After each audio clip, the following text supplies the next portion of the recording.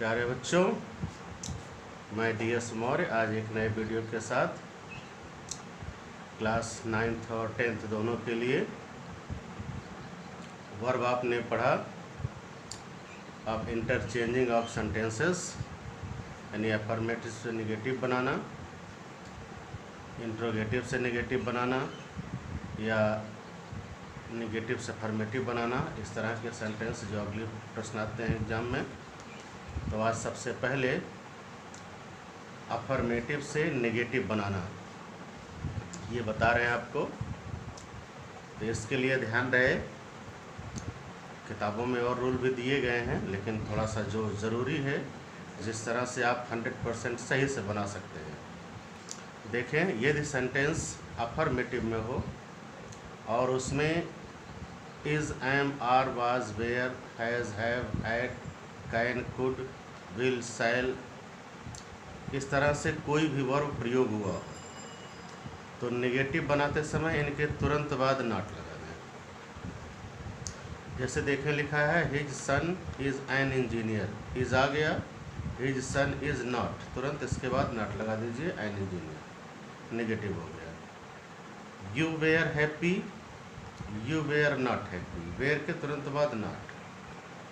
You can win the race, you can not win the race, can के तुरंत बाद not. ये इस तरह से बन जाएगा। अब देखें, एक थोड़ी सी प्रॉब्लम इसमें है। हैज़, हैव, हैड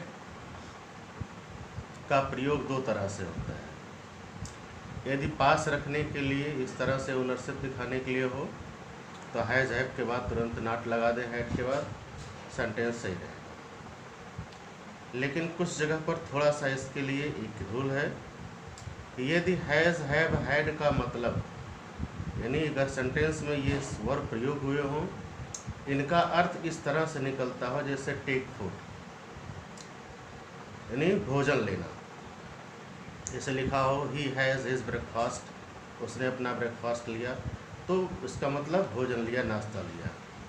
लंच लिया, टेक लंच लिखा हो, टेक मिल्क लिखा हो, मैंने टेक मिल्क का अर्थ हो, या टेक बाथ का अर्थ हो, या किसी समस्या को फेस करने का अर्थ हो, या कोई पिकनिक से एंजॉय करने का अर्थ हो। तो ऐसे वाक्यों का निगेटिव बनाते समय हम डू नॉट या डज नॉट, सब्जेक्ट के अनुसार डू नॉट या डज नॉट लगाएं। अगर हैड है तो डिड नॉट लगाएं और उसके बाद हैव लगा दें, सेंटेंस नेगेटिव हो जाएगा। बाकी जो बचा है वो लिखें। यानी किस अर्थ में, जब हैज़, हैव, हैड का मतलब take food, take lunch, take milk, take के बाद, या face troubles, difficulties, enjoy picnic, इस तरह से अर्थ हो तो डू नॉट, डज नॉट या डिड नॉट का प्रयोग करें, उसके साथ हैव लगा दें। अब इसके बाद देखें, जैसे एग्जाम्पल इसका दिया गया है, वी हैड ए पिकनिक, ये पिकनिक आ गया तो we did not have a picnic. They have breakfast at 8, तो हो जाएगा they do not have breakfast at 8। इस तरह से ये हो जाएगा। यदि सेंटेंस प्रेजेंट इंडेफिनिट में हो या पास्ट इंडेफिनिट में हो तो नेगेटिव बनाने में ध्यान रहे, चूँकि इसमें हेल्पिंग वर्ब है होता नहीं, हेल्पिंग वर्ब आपको लिखनी होती है, थोड़ी सावधानी बरतनी होगी।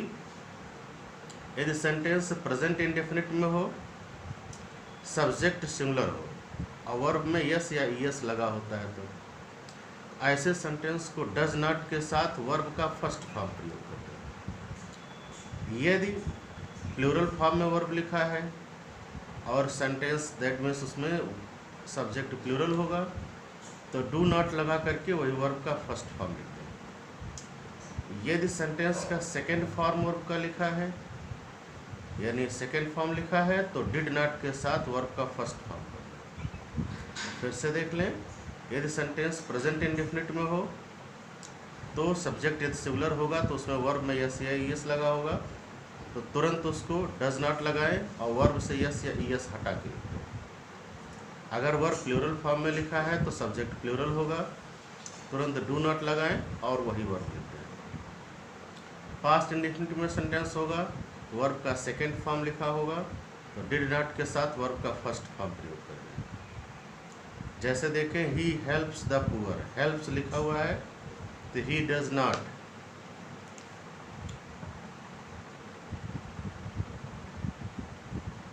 he does not help the poor, es हट गया।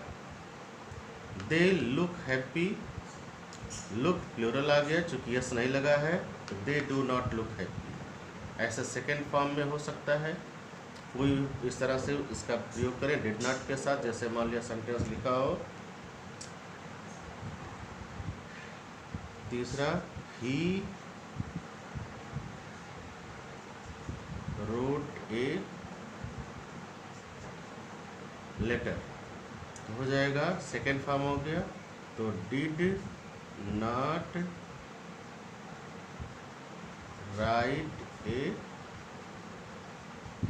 लेटर, इस तरह से हो जाएगा। तो ये अफर्मेटिव से निगेटिव में चेंज करना होगा। अभी इसका इंट्रोगेटिव और कुछ स्पेशल वर्ड्स वाले बचे हुए हैं, ये नेक्स्ट वीडियो में हो जाएगा। आज के लिए इतना ही, एक्सरसाइज लगा देंगे, होमवर्क करिए।